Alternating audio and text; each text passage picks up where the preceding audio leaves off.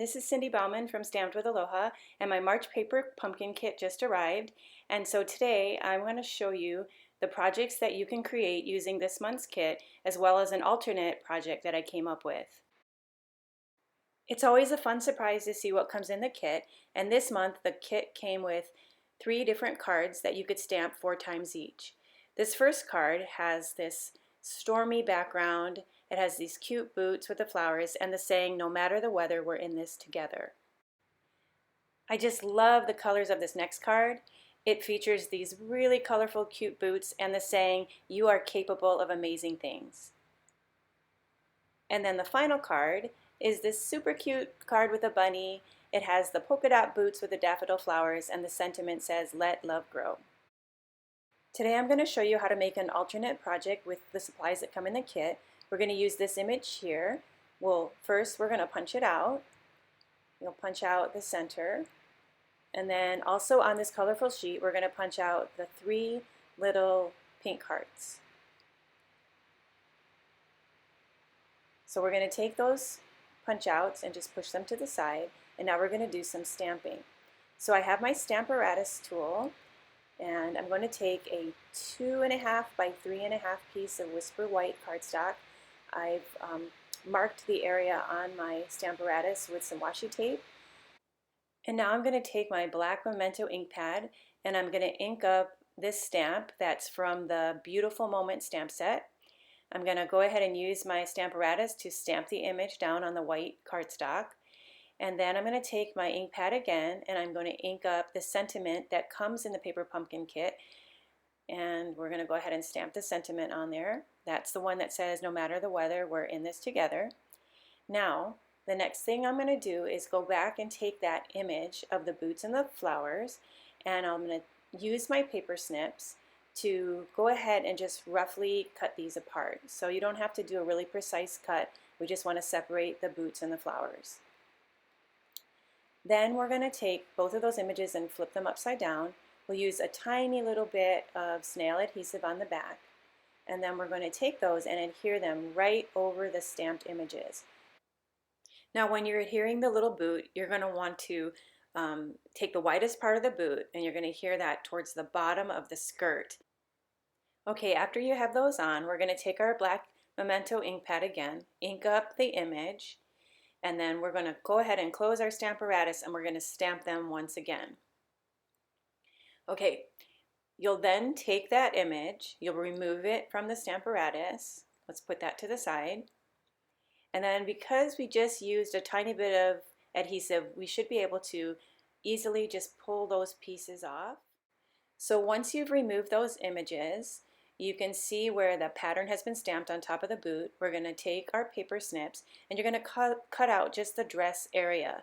So we'll go ahead and cut that out on both the boot and on the flowers. Once they're cut out, they're going to look like this. So now we're going to take both of these, we're going to flip them over, and we're going to add some adhesive to the back. And then we'll go ahead and, just like putting a puzzle together, we'll just match it up and we'll line up the flowers over this image on the right and the boot over the image on the left. And now you have 2 colorful dresses, a polka dot and a flower. Now it's time to color, and so I'm going to use our Stampin' Blends markers. This first color that I'm using is the Petal Pink color, and we're just going to go ahead and just simply add it to all of the skin on the images. And then the next marker that I'm going to use is a bronze marker, and I'm just going to color the hair so that it has a nice brown shade to it. But of course you could use whatever color you would like to choose for the hair or the skin. And then finally I'm going to use the dark Granny Apple Green blend, and that's going to give the image of a grassy area.